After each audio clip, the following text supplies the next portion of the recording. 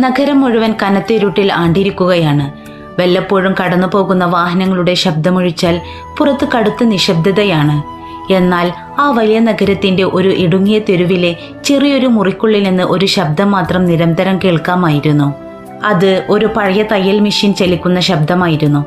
ആ മെഷീന് മുന്നിൽ മങ്ങിയ മഞ്ഞ വെളിച്ചം തരുന്ന ഒരു ബൾബിന്റെ കീഴിൽ നൂർ ഇരിക്കുകയാണ്. അവളുടെ കൈകൾക്ക് വിശ്രമമില്ലായിരുന്നു. രാത്രിയെന്നോ പകലെന്നോ ഇല്ലാതെ അവൾ തുണികൾ തുന്നിക്കൊണ്ടേയിരുന്നു. അവളുടെ വിരലുകളിൽ സൂചിമുനകൾ കൊണ്ടുണ്ടായ നൂറുകണക്കിന് ചെറിയ മുറിവുകൾ ഉണ്ടായിരുന്നു. തോളുകൾ വേദന കൊണ്ട് വിറക്കുന്നുണ്ടായിരുന്നു. കൺപോളകൾ ഉറക്കം തൂങ്ങി താഴേക്ക് വീഴാൻ ആഞ്ഞടിക്കുന്നുണ്ടെങ്കിലും അവൾ കൺപീലികളിൽ വെള്ളം തളിച്ച് വീണ്ടും ആ മെഷീൻ ചവിട്ടി ചലിപ്പിച്ചു. കാരണം അവൾക്ക് ഒരൊറ്റ നിമിഷം പോലും വിശ്രമിക്കാൻ അനുവാദമില്ലായിരുന്നു. അവൾ ആ തയ്യൽ മെഷീൻ ചവിട്ടുന്നത് നിർത്തിയാൽ ആ മുറിയിലെ ജീവന്റെ താളം തെറ്റും. അവൾക്ക് തൊട്ടു പിന്നിൽ ഒരു ചെറിയ മുറിയിലെ ഇരുമ്പ് കട്ടിലിൽ കമാൽ ഇരിപ്പുണ്ടായിരുന്നു. ഒരു ജീവനുള്ള ശരീരം, എന്നാൽ ഓർമ്മകളോ ചിന്തകളോ ഇല്ലാത്ത ഒരു വെറും രൂപം. അവന്റെ കണ്ണുകൾ തുറന്നിരിപ്പുണ്ടായിരുന്നുവെങ്കിലും അതിൽ ജീവന്റെ ഒരംശം പോലും കാണാനില്ലായിരുന്നു. ആളൊഴിഞ്ഞ ഒരു പഴയ വീടിന്റെ ജനലുകൾ പോലെ ശൂന്യമായിരുന്നു അവന്റെ ആ നോട്ടം. മുന്നിലെ ചുവരിലേക്ക് ഒരിടത്ത് പോലും നോക്കാതെ അവൻ അങ്ങനെ ഇരിക്കുകയാണ്. സ്വന്തം പേരോ ഭൂതകാലമോ മുന്നിലിരുന്ന് തനിക്കു വേണ്ടി ചോര നീരാക്കുന്ന പ്രിയപ്പെട്ട ഭാര്യ നൂറിനെയോ അവൻ ഓർക്കുന്നില്ലായിരുന്നു. കുറച്ച് വർഷങ്ങൾക്ക് മുമ്പുണ്ടായ ഒരു ഭീകരമായ കാറപകടമാണ് അവന്റെ ജീവിതത്തെ ഇല്ലാതാക്കിയത്. ആ അപകടം അവന്റെ ശരീരത്തിൽ വലിയ പരിക്കുകൾ ഉണ്ടാക്കിയില്ലെങ്കിലും അവന്റെ ഓർമ്മകളെയും ബുദ്ധിയെയും പൂർണ്ണമായും തുടച്ചു നീക്കിയിരുന്നു. നൂർ പെട്ടെന്ന് തയ്യൽ മെഷീൻ ചവിട്ടുന്നത് നിർത്തി. ആ മുറിയിൽ പെട്ടെന്ന് ഒരു വലിയ നിശബ്ദത പടർന്നു. അവൾ പതുക്കെ എഴുന്നേറ്റ് കമാലിന്റെ അരികിലേക്ക് നടന്നു. അവന്റെ ശൂന്യമായ കണ്ണുകളിലേക്ക് അവൾ നോക്കി. എന്നിട്ട് കട്ടിലിലിരുന്ന ഒരു പഴയ കമ്പിളി പുതപ്പെടുത്ത് അവന്റെ തോളിലേക്ക് പുതപ്പിച്ചു കൊടുത്തു. വളരെ ശാന്തമായ ശബ്ദത്തിൽ അവൾ പറഞ്ഞു, "നല്ല തണുപ്പുണ്ട് കമാൽ, പുതച്ചില്ലെങ്കിൽ പനി വരും." കമാൽ ഒന്നും മിണ്ടിയില്ല. ഒരു ഭാവവ്യത്യാസവും അവന്റെ മുഖത്തുണ്ടായില്ല.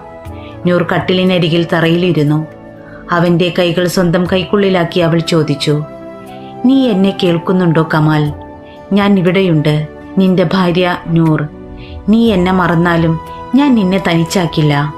പതിവ് പോലെ കമാലിൽ നിന്ന് ഒരു മറുപടിയും ഉണ്ടായില്ല. നൂർ പതുക്കെ എഴുന്നേറ്റ് അവളുടെ കണ്ണിൽ നിറഞ്ഞൊഴുകിയ ഒരു തുള്ളി കണ്ണീർ തുടച്ചു മാറ്റി. എന്നിട്ട് വീണ്ടും ആ തയ്യൽ മെഷീന് മുന്നിലേക്ക് ചെന്നിരുന്നു.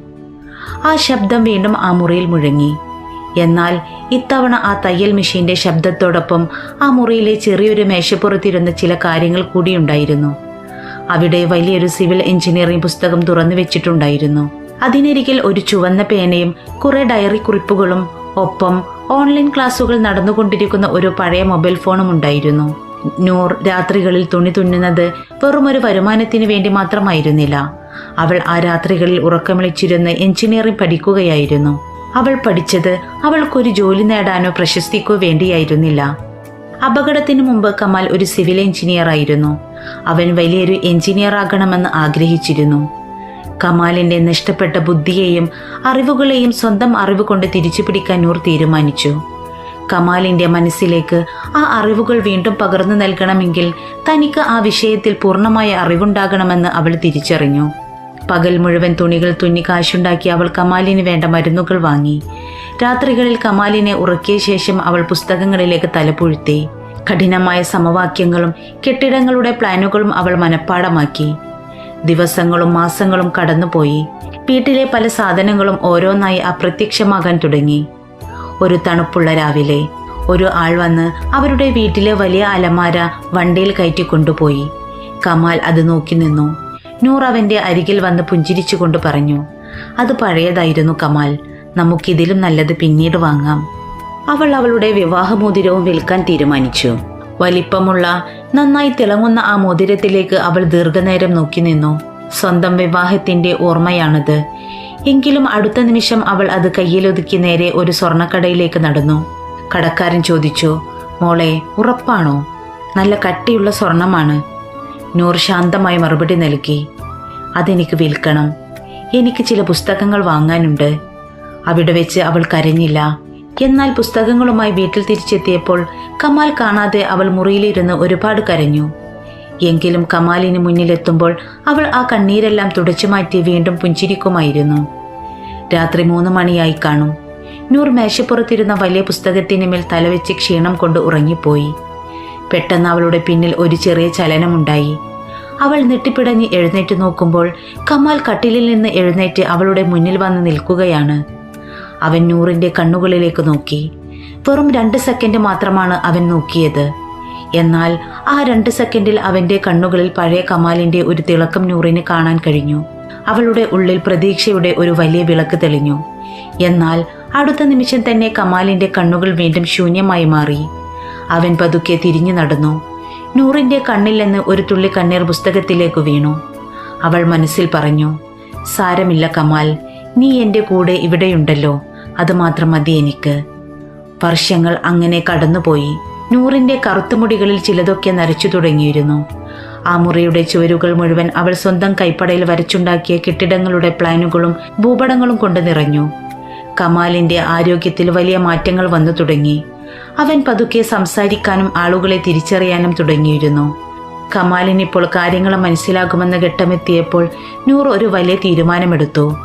താൻ തുന്നിയുണ്ടാക്കിയ പണവും രാത്രികളിൽ ഉറക്കമൊഴിച്ചിരുന്നുണ്ടാക്കിയ സമ്പാദ്യവും ഉപയോഗിച്ച് നഗരത്തിന്റെ ഒരു വശത്ത് അവൾ ഒരു ചെറിയ ഓഫീസ് വാടകയ്ക്കെടുത്തു. ആ ഓഫീസിന്റെ മുന്നിൽ തിളങ്ങുന്ന ഒരു ബോർഡ് അവൾ സ്ഥാപിച്ചു. ഓഫീസ് തുറന്ന ആദ്യ ദിവസം കമാൽ തന്റെ പഴയതും എന്നാൽ വൃത്തിയുള്ളതുമായ ഒരു സ്യൂട്ട് ധരിച്ച് ആ വലിയ കസേരയിൽ ഇരുന്നു. അവന്റെ മുഖത്ത് വലിയ പരിഭ്രമമുണ്ടായിരുന്നു. അപ്പോഴാണ് അവരുടെ ഓഫീസിലേക്ക് ആദ്യത്തെ കസ്റ്റമർ കടന്നു വരുന്നത്. ആ കസ്റ്റമർ കയ്യിലിരുന്ന ഒരു പ്ലാൻ കമാലിന് നേരെ നീട്ടി. വളരെ കടുപ്പമേറിയ ചില സാങ്കേതിക ചോദ്യങ്ങൾ ചോദിച്ചു. ചോദ്യങ്ങൾ കേട്ട കമാൽ പൂർണ്ണമായും പകച്ചുപോയി. അവന്റെ നെറ്റിയിൽ വിയർപ്പ് തുള്ളികൾ പൊടിഞ്ഞു. എന്ത് പറയണമെന്നറിയാതെ അവന്റെ കൈകൾ വിറക്കാൻ തുടങ്ങി. അവൻ കസേരയിൽ ഇരുന്ന് അസ്വസ്ഥനായി. എല്ലാം തകർന്നുപോയി എന്ന് കമാൽ കരുതിയ ആ നിമിഷം ആരും ശ്രദ്ധിക്കാതെ കമാലിന്റെ തൊട്ടുപിന്നിലേക്ക് നൂർ വന്നു നിന്നു. അവൾ വളരെ ശാന്തയായിരുന്നു. അവൾ കമാലിന്റെ മുന്നിലിരുന്ന ഒരു ഫയൽ പതുക്കെ തുറന്നു. എന്നിട്ട് അതിൽ താൻ തലേ ദിവസം രാത്രി കൃത്യമായി എഴുതി വെച്ചിരുന്ന ഒരു ഉത്തരത്തിലേക്ക് അവൾ തന്റെ വിരൽ ചൂണ്ടി. പരിഭ്രമിച്ചു നിന്ന കമാൽ പതുക്കെ ആ വരികളിലേക്ക് നോക്കി. അവന്റെ ശബ്ദം ആദ്യമൊന്ന് വിറച്ചെങ്കിലും നൂർ എഴുതി വെച്ചിരുന്ന സാങ്കേതിക വാക്കുകൾ അവൻ ഉറക്കെ വായിക്കാൻ തുടങ്ങി. വരികൾ വായിച്ചു തീർന്നപ്പോഴേക്കും കമാലിന്റെ മനസ്സിൽ ഒരു വലിയ വെളിച്ചം വീശിയതുപോലെ തോന്നി. നഷ്ടപ്പെട്ടു പോയ അവന്റെ എഞ്ചിനീയറിംഗ് അറിവുകൾ നൂറിന്റെ ആ വരികളിലൂടെ പതുക്കെ ഉണരുകയായിരുന്നു. കമാലിന്റെ സംസാരം കേട്ട കസ്റ്റമറുടെ മുഖത്ത് വലിയൊരു പുഞ്ചിരി വിരിഞ്ഞു. അയാൾ എഴുന്നേറ്റ് കമാലിന് കൈകൊടുത്തു പറഞ്ഞു, അസാധ്യം മിസ്റ്റർ കമാൽ, താങ്കളെപ്പോലെ കൃത്യമായി കാര്യങ്ങൾ മനസ്സിലാക്കുന്ന ഒരു എഞ്ചിനീയറെയാണ് ഞാൻ തിരഞ്ഞിരുന്നത്. ഈ പ്രൊജക്റ്റ് നമ്മൾ ഒരുമിച്ച് ചെയ്യുന്നു. ആദ്യത്തെ ബിസിനസ് ഡീൽ ഉറപ്പിച്ചു കസ്റ്റമർ പുറത്തു പോയതും കമാൽ കസേരയിൽ നിന്ന് ചാടി എഴുന്നേറ്റു. അവന്റെ മുഖത്ത് ഒരു കൊച്ചുകുട്ടിയുടെ സന്തോഷമായിരുന്നു. അവൻ നൂറിന്റെ കൈകളിൽ പിടിച്ചു ചോദിച്ചു, നൂർ, ഞാൻ പറഞ്ഞത് കറക്റ്റ് അല്ലേ? അയാൾക്ക് എന്റെ ഉത്തരം ഇഷ്ടപ്പെട്ടോ? നൂറിന്റെ കണ്ണുകൾ സന്തോഷം കൊണ്ട് നിറഞ്ഞു തുളുമ്പി. അവൾ അവന്റെ മുഖത്തേക്ക് നോക്കി പതുക്കെ തലയാട്ടി. എന്നാൽ അവളുടെ ഉള്ളിൽ ഒരു വലിയ ആഗ്രഹമുണ്ടായിരുന്നു. അവൾ മനസ്സിൽ വിചാരിച്ചു, കമാൽ, നീ ഒരിക്കലും എൻ്റെ നിഴലിൽ ജീവിക്കരുത്. പുറലോകം നിന്നെ ഒരു വലിയ ജീനിയസായി കാണണം. നിന്റെ നഷ്ടപ്പെട്ട ആത്മാഭിമാനം നിനക്ക് തിരിച്ചു കിട്ടണം. അതുകൊണ്ട് തന്നെ ആ ഉത്തരങ്ങളെല്ലാം താൻ ഉണ്ടാക്കിയതാണെന്ന സത്യം അവൾ അവനോട് പറഞ്ഞില്ല. പിന്നീടുള്ള മാസങ്ങളിൽ ആ ചെറിയ ഓഫീസ് വളരെ സജീവമായി മാറി. കമാലിന്റെ ഓഫീസിലെ ആ പഴയ തടിവാതിൽ ദിവസവും പലതവണ തുറക്കപ്പെടാൻ തുടങ്ങി. പലതരത്തിലുള്ള ആളുകൾ, വലിയ ബിസിനസ്സുകാർ, ബിൽഡർമാർ എല്ലാവരും ആ ചെറുപ്പക്കാരനായ എഞ്ചിനീയറുടെ അറിവ് കേട്ടറിഞ്ഞ് അങ്ങോട്ട് വരാൻ തുടങ്ങി. കമാൽ തന്റെ കസേരയിൽ കൂടുതൽ ആത്മവിശ്വാസത്തോടെ ഇരുന്നു. അവന്റെ വാക്കുകളിലെ ഭയം മാറി. ശബ്ദത്തിൽ ഗാംഭീര്യം വന്നു തുടങ്ങി. എന്നാൽ ഈ വിജയങ്ങൾക്കെല്ലാം പിന്നിൽ പ്രവർത്തിക്കുന്ന ആ യഥാർത്ഥ തലച്ചോർ ആരാണെന്ന് പുറലോകം അറിഞ്ഞിരുന്നില്ല. അവർ ഓഫീസിലേക്ക് വരുമ്പോൾ കമാലിന് ചായ എടുത്തു കൊടുക്കുന്ന, ഫയലുകൾ മേശപ്പുറത്ത് അടുക്കി വെക്കുന്ന, വളരെ ലളിതമായി വസ്ത്രം ധരിച്ച ആ സ്ത്രീയെ അവർ വെറുമൊരു സഹായി മാത്രമായിട്ടാണ് കണ്ടത്. എന്നാൽ ആരും കാണാതെ ഓരോ ഫയലിലും കൃത്യമായ കണക്കുകളെ രേഖപ്പെടുത്തുന്നതും പ്ലാനുകളിലെ തെറ്റുകൾ തിരുത്തുന്നതും നൂറായിരുന്നു. പകൽ മുഴുവൻ ഓഫീസിലെ കാര്യങ്ങൾ നോക്കുന്ന നൂർ രാത്രിയിൽ കമാൽ ഉറങ്ങിക്കഴിഞ്ഞാൽ തന്റെ പഴയ ലാപ്ടോപ്പ് തുറക്കും. ആ നീല വെളിച്ചം അവളുടെ ക്ഷീണിച്ച മുഖത്ത് പ്രതിഫലിക്കും. വലിയ കമ്പനികളുടെ കത്തുകൾക്ക് മറുപടി അയക്കുന്നതും വരാനിരിക്കുന്ന വലിയ പ്രൊജക്റ്റുകളുടെ പഠനങ്ങൾ നടത്തുന്നതും അവളായിരുന്നു. ഉറക്കമില്ലാത്ത രാത്രികൾ അവളുടെ ആരോഗ്യത്തെ ബാധിച്ചെങ്കിലും കമാൽ സ്വന്തം കാലിൽ നിൽക്കുന്നത് കാണുമ്പോൾ അവൾ ആ വേദനകളെല്ലാം മറന്നു. അവൾ സ്വയം പറയുമായിരുന്നു. സാരമില്ല, ഞാൻ എത്ര വേണമെങ്കിലും കഷ്ടപ്പെടാം. എന്റെ കമാൽ ലോകത്തിന് മുന്നിൽ തോറ്റുപോകരുത്. അവളുടെ കഠിനാധ്വാനത്തിന്റെ ഫലം കമാലിന്റെ ജീവിതത്തിൽ പ്രതിഫലിച്ചു. ബിസിനസ് അതിവേഗം വളർന്നു. ചെറിയ ഓഫീസ് കെട്ടിടത്തിന്റെ മുകളിലത്തെ നിലയിലേക്ക് മാറി. പിന്നീട് നഗരത്തിലെ ഒരു ആഡംബര ഫ്ലാറ്റിലേക്ക് അവർ താമസം മാറി. വർഷങ്ങളായി നൂർ കേട്ടിരുന്ന ആ തയ്യൽ മെഷീന്റെ ശബ്ദം ഇപ്പോൾ ആ വീട്ടിലുണ്ടായിരുന്നില്ല. പകരം കമാൽ ഫോണിലൂടെ വലിയ തുകകളെക്കുറിച്ച് സംസാരിക്കുന്നതും പൊട്ടിച്ചിരിക്കുന്നതുമായ ശബ്ദമാണ് കേട്ടിരുന്നത്. പക്ഷേ പണം വന്നതോടെ കമാലിന്റെ ജീവിതശൈലി മാറിത്തുടങ്ങി. അവന്റെ സ്യൂട്ടുകൾക്ക് വില കൂടി. അവൻ ഉപയോഗിക്കുന്ന പെർഫ്യൂമുകൾ ആഡംബരമുള്ളതായി മാറി. അവൻ വലിയ ബിസിനസ് പാർട്ടികളിലും ആഡംബര റെസ്റ്റോറന്റുകളിലും സജീവമായി.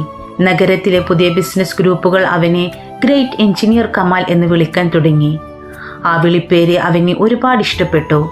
ആദ്യമൊക്കെ വീട്ടിൽ വരുമ്പോൾ അവൻ നൂറിനോട് എല്ലാ കാര്യങ്ങളും പറയുമായിരുന്നു. എന്നാൽ പതുക്കെ പതുക്കെ ആ വർത്തമാനങ്ങൾ കുറഞ്ഞു വന്നു. പിന്നീട് സ്വന്തം ഭർത്താവിന്റെ വിജയവാർത്തകൾ നൂർ അറിയുന്നത് പ്രാദേശിക പത്രങ്ങളിലൂടെയും സോഷ്യൽ മീഡിയയിലൂടെയും മാത്രമായി മാറി.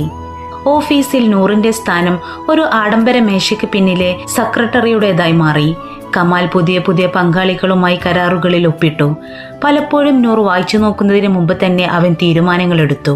ഇതൊക്കെ താൽക്കാലികമാണ്.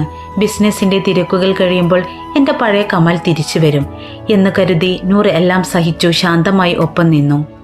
അങ്ങനെയിരിക്കെ ഒരു ദിവസം ഓഫീസിലെ വലിയ മീറ്റിംഗ് ഹാളിൽ വെച്ച് കമാലും ചില വലിയ ഇൻവെസ്റ്റർമാരും ചേർന്ന് ഒരു പുതിയ അപ്പാർട്ട്മെന്റിന്റെ പ്ലാൻ ചർച്ച ചെയ്യുകയായിരുന്നു.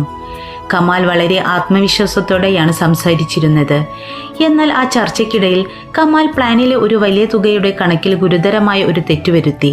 ഇൻവെസ്റ്റർമാർ അത് ശ്രദ്ധിക്കാൻ തുടങ്ങിയ നിമിഷം അവൾ വേഗത്തിൽ ഒരു ചെറിയ പേപ്പറിൽ കൃത്യമായ കണക്കെഴുതി കമാലിന്റെ മുന്നിലിരുന്ന ഫയലുകൾക്കിടയിലേക്ക് ആരും അറിയാതെ തിരികെ വെച്ചു. കമാൽ പതുക്കെ ആ പേപ്പറിലേക്ക് നോക്കി. അവൻ പെട്ടെന്ന് തന്റെ സംസാരം മാറ്റി. ആ തിരുത്തിയ കണക്ക് വലിയ ആത്മവിശ്വാസത്തോടെ ഇൻവെസ്റ്റർമാർക്ക് മുന്നിൽ അവതരിപ്പിച്ചു. അതോടെ മീറ്റിംഗിലുണ്ടായിരുന്ന സംശയങ്ങളെല്ലാം മാറി. എല്ലാവരും കമാലിന്റെ ബുദ്ധിയെ അഭിനന്ദിച്ചു. ചർച്ച വിജയകരമായി അവസാനിച്ചു. ഇൻവെസ്റ്റർമാരിൽ ഒരാൾ വലിയ ബഹുമാനത്തോടെ നൂറിനെ ചൂണ്ടി കമാലിനോട് ചോദിച്ചു, മിസ്റ്റർ കമാൽ, മീറ്റിംഗിന്റെ ഇടയിൽ താങ്കൾക്ക് ആ പേപ്പർ തന്ന ഈ സ്ത്രീ ആരാണ്? വളരെ കൃത്യസമയത്താണ് അവർ അത് ചെയ്തത്. തന്റെ വിജയത്തിന് പിന്നിൽ പ്രവർത്തിച്ച, തന്നെ ഈ നിലയിലെത്തിച്ച സ്വന്തം ഭാര്യയെ ലോകത്തിന് മുന്നിൽ പരിചയപ്പെടുത്താൻ കമാലിന് കിട്ടിയ ഏറ്റവും വലിയ അവസരമായിരുന്നു അത്. നൂർ ഒരു ചെറിയ പുഞ്ചിരിയോടെ കമാലിന്റെ മുഖത്തേക്ക് നോക്കി നിന്നു. കമാൽ തിരിഞ്ഞു പോലും നോക്കാതെ വളരെ തണുത്ത ശബ്ദത്തിൽ ആ ഇൻവെസ്റ്ററോട് പറഞ്ഞു, ഓ, അത് ഓഫീസിലെ ഫയലുകൾ ഒതുക്കി വെക്കുന്ന വെറും ഒരു അസിസ്റ്റന്റ് ആണ്. കാര്യമാക്കേണ്ടതില്ല. ആ വാക്ക് കേട്ട നിമിഷം നൂറിന്റെ നെഞ്ചിൽ ഒരു കടാര വന്ന് തറച്ചതുപോലെ തോന്നി. പ്രശംസയോ പണമോ അവൾ ആഗ്രഹിച്ചിരുന്നില്ല. പക്ഷേ സ്വന്തം ഭർത്താവിന്റെ നാവിൽ നിന്ന് തന്നെ വെറും ഒരു അസിസ്റ്റന്റ് എന്ന് കേൾക്കേണ്ടി വരുമെന്ന് അവൾ സ്വപ്നത്തിൽ പോലും വിചാരിച്ചിരുന്നില്ല. അവൾ നെയ്തെടുത്ത സാമ്രാജ്യത്തിൽ അവൾ ഒരു അന്യയായി മാറുകയായിരുന്നു. അന്ന് രാത്രി വീട്ടിലെത്തിയ കമാൽ തന്റെ വില കൂടിയ വാച്ചും കോട്ടും ഊരിവെച്ചുകൊണ്ട് പറഞ്ഞു, ഇന്ന് വളരെ ക്ഷീണമുള്ള ദിവസമായിരുന്നു. ആ വലിയ പ്രൊജക്റ്റ് നമുക്ക് തന്നെ കിട്ടി. നൂർ അവന്റെ അരികിലേക്ക് നടന്നു ചെന്നു. വളരെ ശാന്തമായി അവൾ ചോദിച്ചു, കമാൽ, നമ്മൾ ആദ്യമായി ആ ചെറിയ ഓഫീസ് തുറന്ന ദിവസം നിനക്ക് ഓർമ്മയുണ്ടോ? കമാൽ ഒന്ന് ആലോചിച്ചു. എന്നിട്ട് തികച്ചും അലസമായി തോളുകൾ കുലുക്കിക്കൊണ്ട് പറഞ്ഞു, ഏയ്, എനിക്കതിൻ്റെ കൃത്യമായ ഓർമ്മകളൊന്നുമില്ല. ഇപ്പോൾ നമുക്ക് എത്ര വലിയ ഓഫീസുകളാണുള്ളത്. നീ ഏതായാലും ആ പഴയ കാര്യങ്ങളൊക്കെ വിട്ടേക്ക്. അവൻ തിരിഞ്ഞു നടന്നു. നൂർ ഒന്നും മിണ്ടിയില്ല. അവളുടെ കണ്ണിൽ നിന്ന് ഒരു തുള്ളി കണ്ണീർ പതുക്കെ താഴേക്ക് വീണു. അവൾ മനസ്സിൽ പതുക്കെ പറഞ്ഞു, നിനക്കത് ഓർമ്മയുണ്ടാകില്ല കമാൽ. കാരണം അന്ന് നീ പേടിച്ച് വിറക്കുമ്പോൾ നിന്റെ പിന്നിൽ നിന്ന് ഉത്തരങ്ങളിലേക്ക് വിരൽ ചൂണ്ടിയത് ഞാനായിരുന്നു. ദിവസങ്ങൾ വീണ്ടും കടന്നുപോയി. കമാലിന്റെ മാറ്റങ്ങൾ കൂടുതൽ പ്രകടമായി. ഒരു രാത്രി അവൻ പതിവിലും വളരെ വൈകിയാണ് വീട്ടിലെത്തിയത്. അവൻ മുറിയിലേക്ക് കടന്നു വന്നപ്പോൾ അവന്റെ കോട്ടിൽ നിന്ന് വളരെ തീവ്രമായ ഒരു സ്ത്രീയുടെ പെർഫ്യൂമിന്റെ മണം ഉയരുന്നുണ്ടായിരുന്നു. അത് നൂറിന്റെ പെർഫ്യൂം ആയിരുന്നില്ല. കമാൽ തന്റെ ഫോണിലേക്ക് നോക്കി ആരോടോ ചാറ്റ് ചെയ്ത് ചിരിക്കുന്നുണ്ടായിരുന്നു. നൂർ ചായയുമായി അവന്റെ അരികിലേക്ക് ചെന്നു. അവൾ ചോദിച്ചു, പുതിയ പ്രൊജക്ടിന്റെ ഡിസൈൻ നിനക്ക് ഇഷ്ടപ്പെട്ടോ? ഫോണിൽ നിന്ന് കണ്ണെടുക്കാതെ കമാൽ പറഞ്ഞു, ആ, അത് വളരെ നന്നായിട്ടുണ്ട്. യഥാർത്ഥത്തിൽ നൂർ ആ ഡിസൈൻ കമാലിന് കാണിച്ചു കൊടുത്തിട്ട് പോലും ഉണ്ടായിരുന്നില്ല. അവൻ തന്റെ ഡിസൈനുകൾ നോക്കുന്നത് പോലും നിർത്തിയിരിക്കുന്നു എന്ന് നൂർ തിരിച്ചറിഞ്ഞു. ആ നിമിഷം നൂറിൻ്റെ ഉള്ളിൽ കടുത്ത വേദനയല്ല, മറിച്ച് ഭയപ്പെടുത്തുന്ന ഒരു ശൂന്യതയാണ് ഉണ്ടായത്. വർഷങ്ങൾക്ക് മുമ്പ് കമാലിൻ്റെ കണ്ണുകളിൽ കണ്ട അതേ ശൂന്യത. അവൾ സ്വന്തം കൈകളിലേക്ക് നോക്കി. ഈ കൈകളാണ് അവനെ പൂജ്യത്തിൽ നിന്ന് കോടീശ്വരനാക്കി മാറ്റിയത്. എന്നാൽ വിജയം വന്നപ്പോൾ അവൻ ആ കൈകളെ മറന്നുപോയിരിക്കുന്നു. അന്ന് രാത്രി നൂർ എഞ്ചിനീയറിംഗ് പുസ്തകങ്ങൾ തുറന്നില്ല. അവൾ ആ ഇരുട്ടിൽ ദീർഘനേരം ആലോചിച്ചിരുന്നു. കമാലിനെ ഉയരങ്ങളിലേക്ക് എത്തിക്കാൻ പഠിച്ച അവൾ ആദ്യമായി ഒരു കാര്യം ആലോചിച്ചു. ഞാൻ എൻ്റെ കൈകൾ പിൻവലിച്ചാൽ ഈ സാമ്രാജ്യം എന്താവും?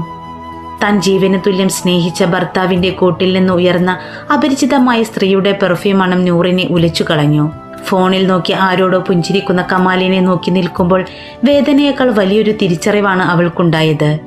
താൻ കഷ്ടപ്പെട്ട് കെട്ടിപ്പൊക്കിയ ഈ സാമ്രാജ്യത്തിൽ തനിക്കിനി സ്ഥാനമില്ലെന്നും വെറുമൊരു നിഴൽ മാത്രമാണെന്നുള്ള തിരിച്ചറിവ്. അവൾ അന്ന് രാത്രി ഉറങ്ങിയില്ല. ഇരുട്ടിലേക്ക് നോക്കി അവൾ തൻ്റെ ജീവിതം മുഴുവൻ ഒന്നുകൂടി ഓർത്തു നോക്കി. എന്നാൽ കമാലിൻ്റെ ഭാഗത്തു നിന്ന് പിന്നീട് ഒരു തിരുത്തലുമുണ്ടായില്ല. അവൻ തൻ്റെ പുതിയ ആഡംബര ലോകത്തിൽ പൂർണ്ണമായും മുഴുകി. ദിവസങ്ങൾ ആഴ്ചകൾക്ക് വഴിമാറി.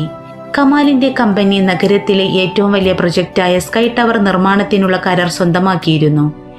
കോടിക്കണക്കിന് രൂപയുടെ ഈ പ്രൊജക്റ്റ് കമാലിൻ്റെ ബിസിനസ് ജീവിതത്തിലെ ഏറ്റവും വലിയ വിജയമായിരുന്നു. ഇതിൻ്റെ ഔദ്യോഗിക പ്രഖ്യാപനത്തിനായി നഗരത്തിലെ ഏറ്റവും വലിയ 5 സ്റ്റാർ ഹോട്ടലിൽ വെച്ച് ഒരു ആഡംബര പാർട്ടി സംഘടിപ്പിക്കപ്പെട്ടു. നഗരത്തിലെ പ്രമുഖ ബിസിനസ്സുകാർ, രാഷ്ട്രീയക്കാർ, മാധ്യമപ്രവർത്തകർ എല്ലാവരും ആ പാർട്ടിയിൽ പങ്കെടുക്കാൻ എത്തിയിരുന്നു. ഹാൾ മുഴുവൻ പ്രകാശപൂരിതമായിരുന്നു. മേൽക്കൂരയിൽ നിന്ന് തൂങ്ങിക്കിടക്കുന്ന വലിയ ക്രിസ്റ്റൽ വിളക്കുകൾ മണ്ഡപത്തെ തിളക്കമുള്ളതാക്കി മാറ്റി. ഹാളിൽ നേർത്ത പശ്ചാത്തല സംഗീതം ഒഴുകി നടന്നു. വില കൂടിയ വസ്ത്രങ്ങളും ആഭരണങ്ങളും ധരിച്ച് ആളുകൾ പരസ്പരം സംസാരിച്ചും ചിരിച്ചും നീങ്ങുന്നുണ്ടായിരുന്നു. ഈ വലിയ ബഹളങ്ങൾക്കിടയിൽ ആ ഹാളിന്റെ വളരെ ദൂരെയുള്ള ഒരു കോണിൽ നൂർ നിൽപ്പുണ്ടായിരുന്നു. അവൾ യാതൊരുവിധ ആഡംബരങ്ങളുമില്ലാതെ വളരെ ലളിതമായ ഒരു ഇരുണ്ട നിറമുള്ള വസ്ത്രമാണ് ധരിച്ചിരുന്നത്. ആ വലിയ കൂട്ടത്തിൽ അവൾ പൂർണ്ണമായും ഒറ്റപ്പെട്ടു നിന്നു. ആരും അവളെ ശ്രദ്ധിച്ചതേയില്ല. അവൾ അവിടെയുണ്ടെന്ന കാര്യം കമാൽ പോലും ഓർക്കുന്നുണ്ടായിരുന്നില്ല.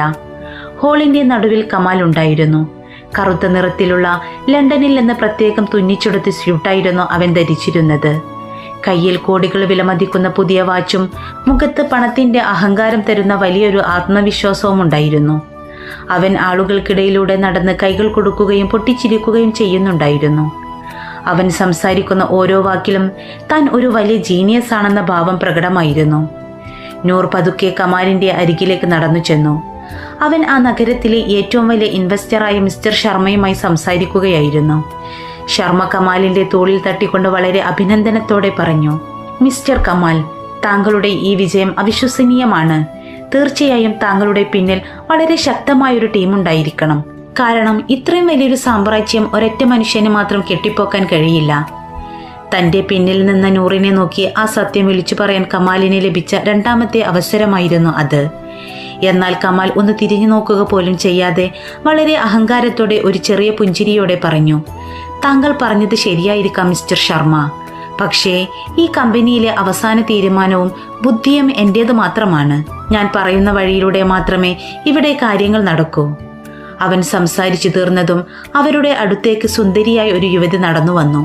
വെളുത്ത നിറത്തിലുള്ള തിളങ്ങുന്ന ആധുനിക വസ്ത്രം ധരിച്ച അവൾ ആ പാർട്ടിയുടെ മുഴുവൻ ശ്രദ്ധാകേന്ദ്രമായിരുന്നു. അവൾ വേറെ ആരുമായിരുന്നില്ല, മിസ്റ്റർ ശർമ്മയുടെ മകളായ ലൈലയായിരുന്നു. അവൾ ലണ്ടനിൽ നിന്ന് ബിസിനസ് മാനേജ്മെന്റ് പഠനം കഴിഞ്ഞ് തിരിച്ചെത്തിയതേ ഉണ്ടായിരുന്നുള്ളൂ. ശർമ്മ അവളെ കമാലിന് പരിചയപ്പെടുത്തിക്കൊണ്ട് പറഞ്ഞു, ഇത് എൻ്റെ മകൾ ലൈല. ഇനി മുതൽ നമ്മുടെ പുതിയ പ്രൊജക്റ്റിന്റെ മാനേജ്മെന്റ് വിഭാഗം നോക്കുന്നത് ഇവളായിരിക്കും. നിങ്ങളുടെ ഒപ്പം ലൈലയും ഉണ്ടാകും. കമാൽ ലൈലക്ക് നേരെ കൈനീട്ടി. അവർ കൈകൾ കൊടുത്തു. കമാൽ സാധാരണയിൽ കൂടുതൽ സമയം അവളുടെ കൈകളിൽ പിടിച്ചിരുന്നു. ലൈലയുടെ കണ്ണുകളിലെ തിളക്കവും കമാലിന്റെ നോട്ടവും കണ്ടപ്പോൾ നൂറിനെ എല്ലാം മനസ്സിലായി. എന്നാൽ അവൾക്ക് അസൂയയോ ദേഷ്യമോ തോന്നിയില്ല. പകരം അവളുടെ ഉള്ളിൽ ഒരു വലിയ തണുപ്പാണ് അനുഭവപ്പെട്ടത്. താൻ ഇനി ഈ മനുഷ്യന്റെ ജീവിതത്തിൽ ഒരു നിഴൽ പോലുമല്ലെന്ന കടുത്ത യാഥാർത്ഥ്യം അവൾ തിരിച്ചറിഞ്ഞു. പെട്ടെന്ന് പാർട്ടിയുടെ പശ്ചാത്തല സംഗീതം നിന്നു. ഹാളിന്റെ നടുവിലുള്ള ചെറിയ സ്റ്റേജിലേക്ക് ലൈറ്റുകൾ തെളിഞ്ഞു. അനൗൺസർ കമാലിനെ സ്റ്റേജിലേക്ക് ക്ഷണിച്ചു. ആളുകളുടെ വലിയ കയ്യടികൾക്കിടയിലൂടെ കമാൽ സ്റ്റേജിലേക്ക് നടന്നു കയറി. അവൻ മൈക്ക് കയ്യിലെടുത്തു. അവന്റെ ശബ്ദം ആ ഹാളിൽ മുഴുവൻ മുഴങ്ങിക്കേട്ടു. എൻ്റെ പ്രിയപ്പെട്ട സുഹൃത്തുക്കളെ, ഇന്ന് ഈ വേദിയിൽ വെച്ച് സ്കൈ ടവർ പ്രൊജക്റ്റ് പ്രഖ്യാപിക്കുന്നതിൽ എനിക്ക് വലിയ സന്തോഷമുണ്ട്. എന്നാൽ ഇന്ന് എൻ്റെ ബിസിനസ് ജീവിതത്തിലെ ഒരു പുതിയ തുടക്കം മാത്രമല്ല, എൻ്റെ വ്യക്തി ജീവിതത്തിലെയും ഏറ്റവും പ്രധാനപ്പെട്ട ഒരു ദിവസമാണ്. ബിസിനസ്സിലെ പങ്കാളിത്തം പോലെ തന്നെ ജീവിതത്തിലും ശക്തമായൊരു പങ്കാളിത്തം ആവശ്യമാണെന്ന് ഞാൻ വിശ്വസിക്കുന്നു. അതുകൊണ്ട് ഈ സന്തോഷ നിമിഷത്തിൽ മിസ്റ്റർ ശർമ്മയുടെ മകൾ ലയലയുമായുള്ള എൻ്റെ വിവാഹ നിശ്ചയം ഞാൻ ഇവിടെ ഔദ്യോഗികമായി പ്രഖ്യാപിക്കുകയാണ്. ഹാളിൽ വലിയൊരു നിശബ്ദത പടർന്നു. അടുത്ത നിമിഷം തന്നെ വലിയൊരു കയ്യടി ശബ്ദം അവിടെ മുഴങ്ങി. ലൈറ്റുകൾ സ്റ്റേജിൽ നിന്ന് കമാലിന്റെയും ലൈലയുടെയും മുഖത്തേക്കടിച്ചു. ആളുകൾ അവർക്ക് ചുറ്റും കൂടി ആശംസകൾ നേരാൻ തുടങ്ങി. എന്നാൽ ആ ലൈറ്റുകളുടെ വെളിച്ചം ഹാളിൽ മാറി നിന്ന നൂറിന്റെ മുഖത്തും വീഴുന്നുണ്ടായിരുന്നു. അവളുടെ ലോകം അവിടെ തകർന്നു തരിപ്പണമായി. ഒരു നിമിഷം അവളുടെ നെഞ്ചിടിപ്പ് പൂർണ്ണമായി നിന്നുപോയതുപോലെ അവൾക്ക് തോന്നി. കൺമുന്നിൽ താൻ ചോര നീരാക്കി ജീവിതത്തിലേക്ക് തിരിച്ചു കൊണ്ടുവന്ന ഭർത്താവ് മറ്റൊരു സ്ത്രീയുടെ കൈപിടിച്ചു നിൽക്കുന്നു. അവൾ കരഞ്ഞില്ല, നിലവിളിച്ചില്ല. അവളുടെ മുഖത്തെ മരവിപ്പ് ഭയപ്പെടുത്തുന്നതായിരുന്നു. പാർട്ടിക്ക് ശേഷം കമാൽ സ്റ്റേജിൽ നിന്ന് താഴേക്ക് ഇറങ്ങി വന്നപ്പോൾ നൂർ അവന്റെ മുന്നിലേക്ക് ചെന്നു നിന്നു. അവൾ അവനെ തൊട്ടതേയില്ല. വളരെ ശാന്തമായിക്കൊണ്ട് അവൾ ഹാളിന്റെ വശത്തുള്ള ചെറിയൊരു ഇടനാഴിയിലേക്ക് നടന്നു. കമാൽ കുറച്ച് ദേഷ്യത്തോടെ അവളുടെ പിന്നാലെ ചെന്നു. ആ ഇടനാഴിയിലെ വാതിൽ അടച്ച ശേഷം നൂർ തിരിഞ്ഞു നിന്നു. അവൾ തികച്ചും അപരിചിതനായ ഒരു മനുഷ്യനെ നോക്കുന്നത് പോലെ കമാലിന്റെ കണ്ണുകളിലേക്ക് നോക്കി. വളരെ പതുക്കെ ചോദിച്ചു, കമാൽ, നീ എന്നോട് ഈ കാര്യം പറയാൻ മറന്നുപോയതാണോ? കമാൽ തന്റെ കോട്ടിന്റെ ബട്ടണുകൾ ശരിയാക്കിക്കൊണ്ട് വളരെ അസ്വസ്ഥതയോടെ പറഞ്ഞു. നൂർ, ഞാൻ നിന്നോട് പറയാനിരിക്കുകയായിരുന്നു. പക്ഷേ കാര്യങ്ങൾ പെട്ടെന്നാണ് മാറിമറിഞ്ഞത്. നീ യാഥാർത്ഥ്യം ഉൾക്കൊള്ളണം. ഇതൊരു വലിയ ബിസിനസ് ഡീൽ കൂടിയാണ്. ശർമ്മയുടെ കുടുംബവുമായി ഉണ്ടാകുന്ന ഈ ബന്ധം എന്നെ ഈ രാജ്യത്തെ ഏറ്റവും വലിയ കോടീശ്വരനാക്കി മാറ്റും. നമ്മൾ രണ്ടുപേരും ഇനി ഒത്തുപോകില്ല. നൂർ ഒരു നിമിഷം ശാന്തമായി നിന്നു. എന്നിട്ട് അവൾ ചോദിച്ചു, നമ്മൾ രണ്ടുപേരുമെന്ന് പറഞ്ഞാൽ ആരാണ് കമാൽ? നീയും ഞാനുമാണോ? കമാലിന്റെ മുഖത്തെ ഭാവം പെട്ടെന്ന് മാറി. അവൻ വളരെ തണുത്ത ക്രൂരമായ ശബ്ദത്തിൽ പറഞ്ഞു, നൂർ, ദയവായി നീ എന്നെ കൂടുതൽ ബുദ്ധിമുട്ടിക്കരുത്. നീ അന്ന് എന്നെ സഹായിച്ചു. ഇല്ല എന്ന് ഞാൻ പറയുന്നില്ല. അന്ന് ഞാൻ രോഗിയായിരുന്നു. എന്നാൽ ഇന്ന് എൻ്റെ ലോകം വളരെ വലുതാണ്. വലിയ ബിസിനസ്സുകാരുടെയും വിദേശ കമ്പനികളുടെയും ഇടയിലാണ് ഞാൻ ജീവിക്കുന്നത്. നീ വെറും ഒരു സാധാരണ തയ്യൽക്കാരിയാണ്. നിന്റെ ഈ ലളിതമായ ജീവിതവും ചിന്തകളും എൻ്റെ ഈ വലിയ ലോകത്തിന് ചേർന്നതല്ല. അതുകൊണ്ട് നീ എൻ്റെ ജീവിതത്തിൽ നിന്ന് മാറിത്തരണം. ആ വാക്കുകൾ കേട്ടിട്ടും നൂറിന്റെ കണ്ണുകളിൽ നിന്ന് ഒരു തുള്ളി കണ്ണീർ പോലും വന്നില്ല. അവളുടെ ശരീരം വിറച്ചതേയില്ല. അവൾ കമാലിനെ നോക്കി വളരെ ശാന്തമായി പറഞ്ഞു, ശരി കമാൽ, നീ പറഞ്ഞ ഈ വാക്കുകൾ ഞാൻ എൻ്റെ ജീവിതകാലം മുഴുവൻ ഓർത്തുവെക്കാം. നിന്റെ ആഗ്രഹം പോലെ തന്നെ നടക്കട്ടെ. അവൾ പതുക്കെ തിരിഞ്ഞു നടന്നു. കമാൽ അവളെ തടയാൻ ശ്രമിച്ചതേയില്ല. നൂർ തനിക്കൊരു ഭീഷണിയാകില്ലെന്ന് അവൻ ഉറച്ചു വിശ്വസിച്ചു. എന്നാൽ അന്ന് രാത്രി ആ ആഡംബര വീട്ടിൽ തിരിച്ചെത്തിയ നൂർ നേരെ പോയത് അവളുടെ പഴയ മുറിയിലേക്കാണ്. അവൾ വർഷങ്ങളായി പൂട്ടിവെച്ചിരുന്ന ആ പഴയ ഇരുമ്പ് ലോക്കർ തുറന്നു. അതിൽ കമാലിന് ഓർമ്മയില്ലാതിരുന്ന കാലത്ത് അവൻ നൂറിനെ കണ്ണുമടച്ച് വിശ്വസിച്ച് ഒപ്പിട്ട് നൽകിയ കമ്പനിയുടെ ആദ്യകാല രേഖകളും അടിയന്തര അധികാര പത്രങ്ങളും ഉണ്ടായിരുന്നു. ആ രേഖകളിൽ കമാൽ ഒപ്പിട്ടത് അവൻ ഒന്നും അറിയാത്ത കാലത്തായിരുന്നു. നൂർ ആ ഫയലുകൾ ഓരോന്നായി എടുത്ത് മേശപ്പുറത്ത് വെച്ചു. അവളുടെ കണ്ണുകളിൽ ഇപ്പോൾ വേദനയോ സങ്കടമോ ഉണ്ടായിരുന്നില്ല. പകരം കടുത്ത ഒരു ലക്ഷ്യബോധം മാത്രമാണ് ഉണ്ടായിരുന്നത്. അവൾ ആ രേഖകളിലേക്ക് നോക്കി മനസ്സിൽ പറഞ്ഞു, ഞാൻ ഇത്രയും കാലം നിന്നെ ലോകത്തിന്റെ മുന്നിൽ സംരക്ഷിക്കുകയായിരുന്നു കമാൽ. എന്നാൽ ഇനി എനിക്ക് എന്നെ തന്നെ സംരക്ഷിക്കേണ്ടതുണ്ട്. നീ കെട്ടിപ്പൊക്കിയതെന്ന് കരുതുന്ന ഈ സാമ്രാജ്യത്തിന്റെ അന്ത്യം കുറിക്കാൻ സമയമായി. ആ ആഡംബര പാർട്ടിക്ക് ശേഷമുള്ള ദിവസങ്ങൾ വളരെ വേഗത്തിലാണ് കടന്നുപോയത്. കാലങ്ങൾ കമാലിന്റെ തകർച്ചക്കായി അത്രമേൽ തിടുക്കം കൂട്ടുന്നത് പോലെയായിരുന്നു അത്. കമാലിന്റെയും ലൈലയുടെയും വിവാഹ നിശ്ചയ വാർത്തകൾ നഗരത്തിലെമ്പാടും പാട്ടായി. വലിയ ബിസിനസ് മാഗസിനുകളുടെ കവർ പേജുകളിൽ അവരുടെ ചിത്രങ്ങൾ അച്ചടിച്ചു വന്നു. മാധ്യമങ്ങൾ അതിനെ ഈ വർഷത്തെ ഏറ്റവും വലിയ ബിസിനസ് വിവാഹമെന്ന് വിശേഷിപ്പിച്ചു. കമാൽ തന്റെ ജീവിതത്തിലെ ഏറ്റവും സന്തോഷകരമായ ദിവസങ്ങളിലൂടെയാണ് കടന്നുപോകുന്നതെന്ന് അവൻ ഉറച്ചു വിശ്വസിച്ചു. അവന്റെ വാർഡ്രോബിൽ വില കൂടിയ പുതിയ സ്യൂട്ടുകൾ നിറഞ്ഞു. വിദേശത്ത് നിന്ന് വരുത്തിയ സിൽക്ക് ടൈകൾ അവൻ തരംതിരിച്ചു വെച്ചു. ഫോണിലേക്ക് അഭിനന്ദന പ്രവാഹങ്ങളായിരുന്നു. താൻ ആഗ്രഹിച്ചതെല്ലാം സ്വന്തം കൈപ്പിടിയിൽ ഒതുങ്ങിയെന്ന അഹങ്കാരത്തിലായിരുന്നു അവൻ. ഈ തിരക്കുകൾക്കിടയിൽ അവൻ നൂറിനെ കുറിച്ച് ചിന്തിച്ചതേയില്ല. തന്റെ ഭൂതകാലത്തിലെ ഒരു ചെറിയ അധ്യായം, അത് ആവശ്യമായിരുന്നു. എന്നാൽ ഇപ്പോൾ അത് അവസാനിച്ചു എന്നവൻ സ്വയം വിശ്വസിച്ചു. നൂർ പിന്നീട് ഓഫീസിലോ അവരുടെ ആഡംബര ഫ്ലൈറ്റിലോ പ്രത്യക്ഷപ്പെട്ടതേയില്ല. അവൾ ഒരു പരാതിയോ പരിഭവമോ പറയാതെ ശാന്തമായി ഒഴിഞ്ഞുപോയത് കമാലിന് കൂടുതൽ ആശ്വാസം നൽകി. അവൾ കരയുകയോ ബഹളമുണ്ടാക്കുകയോ ചെയ്തിരുന്നെങ്കിൽ അവൻ ഭയപ്പെടുമായിരുന്നു. എന്നാൽ അവളുടെ നിശബ്ദതയെ അവൻ അവളുടെ കീഴടങ്ങലായി തെറ്റായി വ്യാഖ്യാനിച്ചു. വിവാഹത്തിന് കൃത്യം 3 ദിവസങ്ങൾക്ക് മുമ്പ് ഒരു നിശബ്ദമായ രാത്രിയിൽ കമാൽ ലൈലയുടെ പിതാവായ മിസ്റ്റർ ശർമ്മയോടൊപ്പം ഇരുന്ന് കമ്പനിയുടെ പുതിയ ഉടമസ്ഥാവകാശ രേഖകൾ പരിശോധിക്കുകയായിരുന്നു. ശർമ്മ വളരെ തന്ത്രപൂർവ്വം തയ്യാറാക്കിയ ഫയലുകൾ കമാലിന് നേരെ നീട്ടിക്കൊണ്ട് പറഞ്ഞു, കമാൽ, ഈ രേഖകളിൽ ഒപ്പിടുന്നതോടെ നീ ഈ പുതിയ മെഗാ പ്രൊജക്ടിന്റെയും നമ്മുടെ സംയുക്ത കമ്പനിയുടെയും പൂർണ്ണ അധികാരമുള്ള ചീഫ് എക്സിക്യൂട്ടീവ് ഓഫീസറായി മാറും. ഇനി എല്ലാ തീരുമാനങ്ങളും നിന്റേതായിരിക്കും. പതിവ് പോലെ ആ രേഖകൾ വിശദമായി വായിച്ചു നോക്കാൻ കമാൽ മുതിർന്നില്ല. നൂറിന്റെ തണലിൽ ജീവിച്ച് ശീലിച്ചതുകൊണ്ട് വലിയ ബിസിനസ് രേഖകൾ കണ്ണുമടച്ച് ഒപ്പിടുക എന്നത് അവന്റെ ഒരു ശീലമായി കഴിഞ്ഞിരുന്നു. അവൻ ആ പേനയെടുത്ത് വേഗത്തിൽ ഒപ്പിട്ടുകൊണ്ട് പറഞ്ഞു, എനിക്ക് നിങ്ങളെ പൂർണ്ണ വിശ്വാസമാണ് മിസ്റ്റർ ശർമ്മ.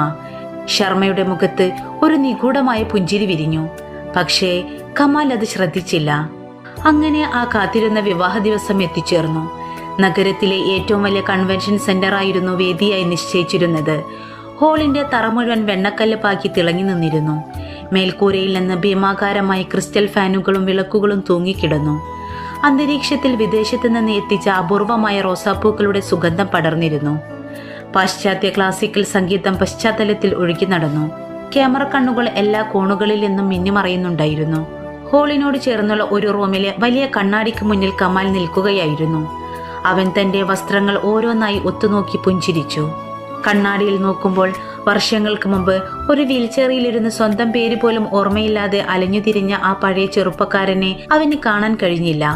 പകരം സ്വന്തം കഴിവുകൊണ്ട് ഒരു വലിയ സാമ്രാജ്യം കെട്ടിപ്പൊക്കിയ ഒരു കരുത്തനായ ബിസിനസ്സുകാരനെയാണ് അവൻ അവിടെ കണ്ടത്. അവൻ സ്വയം കണ്ണാടിയിൽ നോക്കി പറഞ്ഞു, ഞാൻ ഇതെല്ലാം അർഹിക്കുന്നു. താൻ പറയാൻ പോകുന്ന വലിയൊരു സത്യത്തിന്റെ ആദ്യ ഭാഗം മാത്രമാണ് അതെന്ന് അവൻ അറിഞ്ഞിരുന്നില്ല. പെട്ടെന്ന് മുറിയുടെ വാതിൽ തുറന്ന് ഒരു വെഡ്ഡിംഗ് കോർഡിനേറ്റർ അകത്തേക്ക് വന്നു. സർ, ഇനി കൃത്യം 10 മിനിറ്റ്. എല്ലാവരും ഹാളിൽ തയ്യാറാണ്. കമാൽ തന്റെ കോട്ടിന്റെ കോളറുകൾ ശരിയാക്കി ഒരു ദീർഘശ്വാസമെടുത്ത് പുറത്തേക്ക് നടന്നു. അവൻ ഹാളിലേക്ക് പ്രവേശിച്ചതും ലൈറ്റുകൾ മങ്ങി. പശ്ചാത്തല സംഗീതത്തിന്റെ ശബ്ദം കൂടി. അവൻ വളരെ ഗാംഭീര്യത്തോടെ സദസ്സിലിരുന്ന വലിയ ജനക്കൂട്ടത്തിന് നേരെ കൈകൾ വീശി സ്റ്റേജിലേക്ക് നടന്നു നീങ്ങി. എന്നാൽ അവൻ ഹാളിന്റെ മധ്യഭാഗത്ത് എത്തിയ നിമിഷം പെട്ടെന്ന് ആ വലിയ ഹാളിന്റെ പ്രധാന വാതിൽ വളരെ ശക്തിയായി തുറക്കപ്പെട്ടു. അത് വെറുമൊരു ശബ്ദമായിരുന്നില്ല, മറിച്ച് ആ വലിയ ഹാളിനെ മുഴുവൻ നടുക്കിയ ഒരു തരംഗമായിരുന്നു. സംഗീതം പെട്ടെന്ന് നിലച്ചു. ആളുകൾ ആകാംക്ഷയോടെ തിരിഞ്ഞു നോക്കി. കറുത്ത ഔദ്യോഗിക വസ്ത്രം ധരിച്ച 2 പേർ മുന്നിലും അവർക്ക് പിന്നിലായി ഒരു വലിയ സംഘം ആളുകളും ഹാളിലേക്ക് കടന്നു വന്നു. സദസ്സിൽ വലിയൊരു പിറുപിറുപ്പുയർന്നു. മുന്നിലുണ്ടായിരുന്ന വക്കീൽ ഉച്ചത്തിലുള്ള ശബ്ദത്തിൽ പ്രഖ്യാപിച്ചു, അസൗകര്യത്തിന് ക്ഷമ ചോദിക്കുന്നു. ഞങ്ങൾക്ക് മിസ്റ്റർ കമാലിന് നേരെ കോടതി പുറപ്പെടുവിച്ച ആ അടിയന്തര ഉത്തരവ് നടപ്പിലാക്കേണ്ടതുണ്ട്. കമാൽ നിൽക്കുന്നിടത്ത് മരവിച്ചുപോയി. അവൻ ദേഷ്യത്തോടെ ചോദിച്ചു, എന്ത് തമാശയാണിത്? ഇന്ന് എന്റെ വിവാഹമാണ്. നിങ്ങൾക്ക് എന്താണ് വേണ്ടത്? അവൻ സംസാരിച്ചു തീരുന്നതിന് മുമ്പ് ആ വലിയ വാതിലിലൂടെ മറ്റൊരാൾ കൂടി അകത്തേക്ക് കടന്നു വന്നു. അത് നൂറായിരുന്നു. പക്ഷേ കമാൽ ഇതുവരെ കണ്ടിരുന്ന ആ ലളിത വസ്ത്രധാരിയായ പാവത്താനായ നൂറായിരുന്നില്ല അത്. അവൾ വളരെ വില കൂടിയ ഇരുണ്ട നിറത്തിലുള്ള ഒരു ബിസിനസ് സ്യൂട്ടാണ് ധരിച്ചിരുന്നത്. അവളുടെ ഓരോ ചുവടുവെപ്പിലും വലിയൊരു അധികാരത്തിന്റെ ഗാംഭീര്യമുണ്ടായിരുന്നു. അവളുടെ കണ്ണുകളിൽ കമാലിന് മുന്നിൽ എപ്പോഴും ഉണ്ടായിരുന്ന ആ കാരുണ്യം ഒട്ടുമേ ഉണ്ടായിരുന്നില്ല. അവൾക്ക് പിന്നിലായി നഗരത്തിലെ ഏറ്റവും പ്രശസ്തരായ കോർപ്പറേറ്റ് വക്കീലന്മാരുടെ ഒരു വലിയ നിര തന്നെയുണ്ടായിരുന്നു. അവൾ കമാലിന് ഏതാനും മീറ്ററുകൾ അകലെ വന്നു നിന്നു. അവൾ ഒന്നും സംസാരിച്ചില്ല. എന്നാൽ അവൾ അവനെ നോക്കിയ ആ നോട്ടം, വർഷങ്ങൾക്ക് മുമ്പ് കമാൽ അപകടത്തിൽപ്പെട്ട് ആശുപത്രിയിൽ കിടക്കുമ്പോൾ അവൾ നോക്കിയ അതേ നോട്ടമായിരുന്നു അത്. പക്ഷേ ഇന്ന് ആ നോട്ടത്തിൽ സ്നേഹത്തിന് പകരം കടുത്ത നീതിയുടെ തിളക്കമാണ് ഉണ്ടായിരുന്നത്. അവൾക്കൊപ്പമുണ്ടായിരുന്ന കോടതി ഉദ്യോഗസ്ഥൻ മുന്നോട്ട് വന്ന് ഒരു ഫയൽ തുറന്ന് ഉറക്കെ വായിക്കാൻ തുടങ്ങി. മിസ്റ്റർ കമാൽ, ഈ കമ്പനിയുടെ പേരിൽ രജിസ്റ്റർ ചെയ്തിട്ടുള്ള എല്ലാ സാമ്പത്തിക സ്രോതസ്സുകളിൽ നിന്നും, ബാങ്ക് അക്കൗണ്ടുകളിൽ നിന്നും, നിർമ്മാണത്തിലിരിക്കുന്ന സ്കൈ ടവർ ഉൾപ്പെടെയുള്ള എല്ലാ പ്രൊജക്ടുകളുടെയും അഡ്മിനിസ്ട്രേറ്റീവ് പദവികളിൽ നിന്നും നിങ്ങളെ അടിയന്തിരമായി നീക്കം ചെയ്തുകൊണ്ടുള്ള കോടതി ഉത്തരവാണിത്. കമ്പനിയുടെ മുഴുവൻ അധികാരങ്ങൾ ഇന്നു മുതൽ യഥാർത്ഥ ഉടമസ്ഥനിലേക്ക് തിരിച്ചെഴുതപ്പെട്ടിരിക്കുന്നു. കമാൽ ഉറക്കെ ചിരിക്കാൻ ശ്രമിച്ചു. പക്ഷേ അവന്റെ ശബ്ദം പുറത്തു വന്നില്ല. അവൻ പറഞ്ഞു, ഇത് തെറ്റാണ്. ഞാനാണ് ഈ കമ്പനിയുടെ ഒരേയൊരു ഉടമസ്ഥൻ. എന്റെ പേരാണ് ഇതിന്റെ ബോർഡിലുള്ളത്. അപ്പോൾ നൂർ പതുക്കെ മുന്നോട്ട് വന്നു. അവൾ തന്റെ കയ്യിലിരുന്ന ചുവന്ന ഫയൽ തുറന്ന് അതിൽ നിന്ന് ഔദ്യോഗിക മുദ്ര പതിപ്പിച്ച ചില പഴയ രേഖകൾ പുറത്തെടുത്തു. വളരെ ശാന്തവും എന്നാൽ തറപ്പിച്ചു പറയുന്നതുമായ ശബ്ദത്തിൽ അവൾ പറഞ്ഞു, നീ വെറും ഒരു ഒപ്പുവെച്ച മാനേജർ മാത്രമാണ് കമാൽ. ഈ കമ്പനിയുടെയും ഇതിന്റെ കീഴിലുള്ള മുഴുവൻ സ്വത്തുക്കളുടെയും യഥാർത്ഥ ഉടമസ്ഥൻ ഞാനാണ്. ആ വാക്കുകൾ ആ വലിയ ഹാളിൽ ഒരു ബോംബ് പോലെയാണ് വന്നു വീണത്. കമാലിന്റെ മുഖത്തെ ചോരയത്രയും വറ്റിപ്പോയി. അവന്റെ സാമ്രാജ്യം അവന്റെ കാൽക്കീഴിൽ നിന്ന് ഒലിച്ചു പോകാൻ തുടങ്ങുകയായിരുന്നു. നീ എന്താണ് ഈ പറയുന്നത് നൂർ? ഭ്രാന്ത് പറയരുത്. ആളുകളുടെ മുന്നിൽ എന്നെ നാണം കെടുത്താനാണോ നിന്റെ ഭാവം? അവൻ ദേഷ്യം കൊണ്ട് വിറക്കുന്ന ശബ്ദത്തിൽ ചോദിച്ചു. അപ്പോഴേക്കും നൂറിനൊപ്പം ഉണ്ടായിരുന്ന കോർപ്പറേറ്റ് വക്കീൽ മുന്നോട്ട് വന്ന് ആ രേഖകൾ ഓരോന്നായി സദസ്സിനെ കാണിച്ചുകൊണ്ട് ഉച്ചത്തിൽ വായിക്കാൻ തുടങ്ങി. വർഷങ്ങൾക്ക് മുമ്പ്, അതായത് ഈ കമ്പനിയുടെ ആദ്യത്തെ ഓഫീസ് രജിസ്റ്റർ ചെയ്യുന്ന സമയത്ത് മിസ്റ്റർ കമാലിന് മാനസികവും ശാരീരികവുമായ പൂർണ്ണ ആരോഗ്യമുണ്ടായിരുന്നില്ല. ആ സമയത്ത് കമ്പനിയുടെ മുഴുവൻ സാമ്പത്തിക ബാധ്യതകളും നിക്ഷേപങ്ങളും നടത്തിയത് മിസ്സിസ് നൂർ ആണ്. കമ്പനിയുടെ മാതൃസ്ഥാപനത്തിന്റെ 100% ഓഹരികളും നൂറിന്റെ പേരിൽ മാത്രമാണ് രജിസ്റ്റർ ചെയ്തിട്ടുള്ളത്.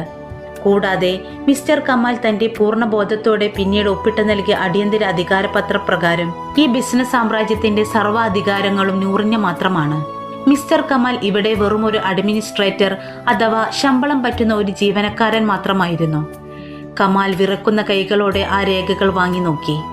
അതിലെ ഒപ്പുകൾ അവൻ്റേത് തന്നെയായിരുന്നു. വർഷങ്ങൾക്ക് മുമ്പ് തനിക്ക് ഓർമ്മകൾ തിരിച്ചു കിട്ടി തുടങ്ങിയ കാലത്ത് നൂറിനെ കണ്ണുമടച്ച് വിശ്വസിച്ച് അവൻ ഒപ്പിട്ട് നൽകിയ അതേ രേഖകൾ. താൻ വായിച്ചു നോക്കാതെ ഒപ്പിട്ട ഓരോ വലിയ കരാറുകൾക്ക് പിന്നിലും നൂർ തന്റെ സാമ്രാജ്യം സുരക്ഷിതമാക്കുകയായിരുന്നു എന്ന സത്യം അവൻ അപ്പോഴാണ് തിരിച്ചറിഞ്ഞത്. അവൾ അവനെ ചതിക്കുകയായിരുന്നില്ല, മറിച്ച് അവൻ തന്നെ ചതിക്കുമെന്ന് ഉറപ്പായ നിമിഷം മുതൽ അവൾ അവളെ തന്നെ സംരക്ഷിക്കുകയായിരുന്നു. നൂർ, നീ എന്നോട് ഇത് എങ്ങനെ ചെയ്തു? നമ്മൾ ഭാര്യയും ഭർത്താവുമല്ലേ? കമാൽ യാചനയോടെ ചോദിച്ചു. നൂർ അവന് നേരെ ഒരു ചുവട് മുന്നോട്ട് വെച്ചു. അവൾ കമാലിന്റെ കണ്ണുകളിലേക്ക് നേരിട്ട് നോക്കി. ആ നോട്ടത്തിൽ കമാൽ പൂർണ്ണമായും ഉരുകിപ്പോയി. വളരെ ശാന്തവും എന്നാൽ കഠിനവുമായ ശബ്ദത്തിൽ അവൾ പറഞ്ഞു, നമ്മൾ യാഥാർത്ഥ്യം ഉൾക്കൊള്ളണം കമാൽ. ഈ വാക്കുകൾ നീ എനിക്ക് തന്നതല്ലേ? നിന്റെ ലോകം വളരെ വലുതാണെന്നും ഞാൻ വെറും ഒരു സാധാരണ തയ്യൽക്കാരി മാത്രമാണെന്നും നീ എന്നെ ഓർമ്മിപ്പിച്ചു. നിന്റെ ആ വലിയ ലോകത്തിലേക്ക് വരാൻ എനിക്ക് യോഗ്യതയില്ലെന്ന് നീ പറഞ്ഞപ്പോൾ നിന്നെ ആ ലോകത്തിൽ നിന്ന് പുറത്താക്കുക അല്ലാതെ എനിക്ക് മറ്റു വഴികളില്ലായിരുന്നു. കാരണം പുറലോകം കണ്ട് അത്ഭുതപ്പെട്ട ഈ സാമ്രാജ്യത്തിന്റെ ബുദ്ധി ഞാനായിരുന്നു കമാൽ. നീ വെറും ഒരു മുഖം മാത്രമായിരുന്നു. ആ മുഖം മാറ്റാൻ എനിക്ക് ഒരൊറ്റ നിമിഷം മതിയായിരുന്നു. ഹാളിലുണ്ടായിരുന്ന ആളുകൾ പരസ്പരം നോക്കി പിറുപിറുക്കാൻ തുടങ്ങി. ലൈലയുടെ പിതാവായ മിസ്റ്റർ ശർമ്മ കമാലിന്റെ അരികിലേക്ക് വന്ന് ആ രേഖകൾ വാങ്ങി നോക്കി. കാര്യങ്ങൾ കൈവിട്ടുപോയെന്ന് മനസ്സിലായ നിമിഷം ശർമ്മയുടെ മുഖം മാറി. അയാൾ കമാലിനെ തള്ളിപ്പറഞ്ഞുകൊണ്ട് പറഞ്ഞു, മിസ്റ്റർ കമാൽ, നിങ്ങൾ ഞങ്ങളെ ചതിക്കുകയായിരുന്നു. ഒരു കമ്പനിയുടെ വെറും ജീവനക്കാരനായ നിങ്ങളുമായാണ് ഞങ്ങൾ കോടികളുടെ കരാർ ഒപ്പിട്ടത്. ഈ വിവാഹബന്ധത്തിൽ നിന്നും ബിസിനസ്സിൽ നിന്നും ഞങ്ങൾ പിന്മാറുന്നു. ലൈല കമാലിനെ അറപ്പോടെ നോക്കി അവളുടെ പിതാവിനൊപ്പം അവിടെ നിന്ന് ഇറങ്ങിപ്പോയി. തന്റെ പദവി, തന്റെ പണം, പുതിയ ജീവിതം, അന്തസ് എല്ലാം ഒരൊറ്റ നിമിഷം കൊണ്ട് ഇല്ലാതായത് കമാലിന് വിശ്വസിക്കാൻ കഴിഞ്ഞില്ല. ഹാളിലെ ലൈറ്റുകളുടെ തിളക്കം അവന് താങ്ങാൻ കഴിയുന്നതിലും അപ്പുറമായിരുന്നു. ചുറ്റുമുള്ളവരുടെ നോട്ടങ്ങൾ അവനെ കുത്തി നോവിക്കുന്നത് പോലെ തോന്നി. അന്തരീക്ഷം മുഴുവൻ കറങ്ങുന്നതായി അവന് അനുഭവപ്പെട്ടു. കാലിനടിയിലെ വെണ്ണക്കല്ല് തറയുടെ തണുപ്പ് അവന്റെ നെഞ്ചിലേക്ക് പടർന്നു. അവൻ പതുക്കെ ആ വലിയ മണ്ഡപത്തിന്റെ തറയിലേക്ക് തളർന്നു വീണു. ബഹളങ്ങൾക്കിടയിലും നൂർ അവിടെ തന്നെ ഉറച്ചു നിന്നു. അവളുടെ മുഖത്ത് പ്രതികാരത്തിന്റെ ചിരിയോ സന്തോഷമോ ഉണ്ടായിരുന്നില്ല. വെറും ഒരു വലിയ കണക്ക് കൃത്യമായി ചെയ്തു തീർത്ത ഒരു ശാന്തത മാത്രമാണ് അവളുടെ മുഖത്തുണ്ടായിരുന്നത്. അവൾ തിരിഞ്ഞു നടന്നു. കുറച്ച് ദിവസങ്ങൾക്ക് ശേഷം കമാൽ പതുക്കെ കണ്ണുകൾ തുറന്നു. മുകളിൽ ഒരു മങ്ങിയ മഞ്ഞ വെളിച്ചം തരുന്ന ബൾബ് തൂങ്ങിക്കിടക്കുന്നുണ്ടായിരുന്നു. ചുറ്റും നോക്കിയപ്പോൾ അവൻ ഞെട്ടിപ്പോയി. അത് അവന്റെ ആഡംബര ഫ്ലാറ്റോ ഓഫീസോ ആയിരുന്നില്ല. വർഷങ്ങൾക്ക് മുമ്പ് താൻ രോഗിയായി കിടന്ന ആ പഴയ ചെറിയ ഇടുങ്ങിയ മുറിയായിരുന്നു അത്. അതേ ഇരുമ്പ് കട്ടിൽ, അതേ പഴയ മേശ. പക്ഷേ ഇന്ന് ആ മുറിയിൽ ഒരു വ്യത്യാസമുണ്ടായിരുന്നു. അവിടെ ആ പഴയ തയ്യൽ മെഷീൻ ഉണ്ടായിരുന്നില്ല. അതിലും പ്രധാനമായി തൻ്റെ വിശപ്പും ദാഹവും നോക്കി തനിക്ക് വേണ്ടി ഉറക്കമൊഴിച്ചിരുന്ന ആ പഴയ നൂറും അവിടെ ഉണ്ടായിരുന്നില്ല. കമാൽ എഴുന്നേറ്റ് ജനലിലൂടെ പുറത്തേക്ക് നോക്കി. വല്ലപ്പോഴും കടന്നു പോകുന്ന വണ്ടികളുടെ ശബ്ദം മാത്രം. അവൻ പൂർണ്ണമായും തനിച്ചായിരുന്നു. പണവും പ്രശസ്തിയും വന്നപ്പോൾ താൻ തള്ളിക്കളഞ്ഞ ആ പഴയ ജീവിതത്തിലേക്ക് തന്നെ കാലം അവനെ വീണ്ടും കൊണ്ടെത്തിച്ചിരിക്കുന്നു. അവൻ തലയിൽ കൈവച്ച് ആ ഇരുട്ടിലിരുന്ന് ഒരുപാട് കരഞ്ഞു. ചില തിരിച്ചറിവുകൾ വരുന്നത് വളരെ വൈകിയായിരിക്കും. അത് മനുഷ്യനെ തിരുത്താനല്ല, മറിച്ച് ജീവിതാവസാനം വരെ വേദനിപ്പിക്കാൻ വേണ്ടി മാത്രമാണ്. അതേസമയം നഗരത്തിന്റെ ഏറ്റവും പ്രധാനപ്പെട്ട കവലയിൽ വലിയൊരു ഗ്ലാസ് ബിൽഡിംഗ് ഉയർന്നു നിന്നിരുന്നു. സൂര്യപ്രകാശമേറ്റ് അത് സ്വർണം പോലെ തിളങ്ങി. ആ കെട്ടിടത്തിന്റെ പ്രധാന കവാടത്തിന് മുകളിൽ വലിയ അക്ഷരങ്ങളിൽ ഒരു പേര് മാത്രം എഴുതി വെച്ചിട്ടുണ്ടായിരുന്നു: നൂർ. നൂർ ആ ഓഫീസിലെ വലിയ ജനലിനരികിൽ വന്ന് പുറത്തെ നഗരത്തിലേക്ക് നോക്കി നിന്നു. അവൾ ഇപ്പോൾ ഒരു തയ്യൽക്കാരിയുടെ വസ്ത്രമല്ല ധരിച്ചിരുന്നത്. എന്നാൽ അഹങ്കാരം നിറഞ്ഞ ഒരു കോർപ്പറേറ്റ് സ്യൂട്ടുമായിരുന്നില്ല അത്. വളരെ ലളിതവും അന്തസ്സുള്ളതുമായ ഒരു വസ്ത്രമായിരുന്നു അവളുടേത്. ജനലിലെ ഗ്ലാസിൽ പതിഞ്ഞ് സ്വന്തം പ്രതിബിംബത്തിലേക്ക് നോക്കിയപ്പോൾ അവൾക്ക് പിന്നിൽ കടന്നുപോയ ആ പഴയ രാത്രികൾ ഓർമ്മ വന്നു. ആ തയ്യൽ മെഷീന്റെ ശബ്ദം, ഉറക്കമില്ലാത്ത രാത്രികൾ, പുസ്തകങ്ങൾ, കമാലിന്റെ ശൂന്യമായ കണ്ണുകൾ, പിന്നീട് അവന്റെ കണ്ണുകളിൽ നിറഞ്ഞ അഹങ്കാരം. എല്ലാം ഒരു സിനിമ പോലെ അവളുടെ മനസ്സിലൂടെ കടന്നുപോയി. അവൾ ദീർഘമായി ശ്വസിച്ചു. അവളുടെ ഉള്ളിൽ ഇപ്പോൾ സങ്കടമോ ദേഷ്യമോ ഇല്ലായിരുന്നു. അവൾ പതുക്കെ മനസ്സിൽ പറഞ്ഞു, എല്ലാം അവസാനിച്ചു. അവൾ തന്റെ വലിയ കസേരയിലേക്ക് ചെന്നിരുന്നു. തന്റെ ജീവിതത്തിൽ നിന്ന് അവൾ പഠിച്ച വലിയൊരു സത്യം അവൾ ഡയറിയിൽ കുറിച്ചു വെച്ചു. വിശ്വാസവഞ്ചന എന്നാൽ നമ്മൾ താങ്ങി നിർത്തിയപ്പോൾ അവർക്ക് സ്വന്തം കാലിൽ നിൽക്കാൻ പ്രകൃതി നൽകിയ ആ കരുത്ത് നമ്മളെ തന്നെ ചവിട്ടിത്താഴ്ത്താൻ ഉപയോഗിക്കുന്നതാണ്. പ്രതികാരമെന്നാൽ അവരെ തിരിച്ചു ഉപദ്രവിക്കലല്ല, പകരം അവർക്ക് മുന്നിൽ സത്യത്തിന്റെ ആ വലിയ യാഥാർത്ഥ്യം തുറന്നു കാണിച്ചു കൊടുക്കുക എന്നതാണ്. എന്നാൽ അതിനേക്കാളൊക്കെ വലുതാണ് സ്വന്തം ആത്മാഭിമാനം. നമ്മളെ മാനിക്കാത്ത, നമ്മുടെ വിലയറിയാത്ത ഒരു ജീവിതത്തിൽ നിന്നും, നമ്മൾ പടുത്തുയർത്തിയ സാമ്രാജ്യത്തിൽ നിന്നും ഒരൊറ്റ നിമിഷം കൊണ്ട് ഇറങ്ങിപ്പോരാൻ കാണിക്കുന്ന ആ മനസ്സുണ്ടല്ലോ, അതാണ് യഥാർത്ഥ വിജയം. കമാലിന്റെ സാമ്രാജ്യം തകർന്നത് അവൻ പണം നഷ്ടപ്പെടുത്തിയത് കൊണ്ടായിരുന്നില്ല, മറിച്ച് തന്നെ താങ്ങി നിർത്തിയ ആ വലിയ ബുദ്ധിയെയും സ്നേഹത്തെയും അവൻ അഹങ്കാരം കൊണ്ട് മറന്നുപോയത് കൊണ്ടായിരുന്നു. ചില കൈകൾ നമ്മളെ ഉയരങ്ങളിലേക്ക് കൈപിടിച്ചുയർത്തുന്നത് നമ്മളെ അവരുടെ അടിമയാക്കാനല്ല, മറിച്ച് അവരുടെ ഒപ്പം നിർത്താനാണ്. എന്നാൽ ഉയരത്തിൽ എത്തിക്കഴിയുമ്പോൾ നമ്മളെ താങ്ങി നിർത്തിയ കൈകളെ മറന്ന് മുകളിലേക്ക് നോക്കിയാൽ താഴേക്ക് പതിക്കുമ്പോൾ താങ്ങാൻ ആരും കാണില്ല എന്ന വലിയ സത്യം ഓർമ്മിപ്പിച്ചുകൊണ്ട് ഈ കഥ ഇവിടെ അവസാനിക്കുകയാണ്. ഈ കഥ നിങ്ങൾക്ക് ഇഷ്ടമായിട്ടുണ്ടെങ്കിൽ ഇപ്പോൾ തന്നെ ഈ വീഡിയോ ഒന്ന് ലൈക്ക് ചെയ്യുക, നിങ്ങളുടെ കൂട്ടുകാരിലേക്ക് ഷെയർ ചെയ്യുക. ഇതുപോലുള്ള മനോഹരമായ കഥകളും ജീവിത സത്യങ്ങളും ഇനിയും കേൾക്കുന്നതിനായി നമ്മുടെ ഈ ചാനൽ മറക്കാതെ സബ്സ്ക്രൈബ് ചെയ്യുക. മറ്റൊരു നല്ല കഥയുമായി വീണ്ടും കാണാം. നന്ദി, നമസ്കാരം.